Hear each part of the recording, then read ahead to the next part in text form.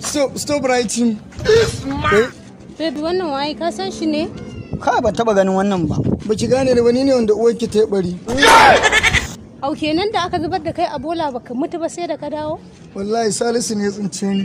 Salisun ya tsince shi to an gamu da Salisun shi. Yawwa, wai me yasa wai da kishiyar uwata da uwanmu fada suke aka naushi cikin aka barar da ni ne?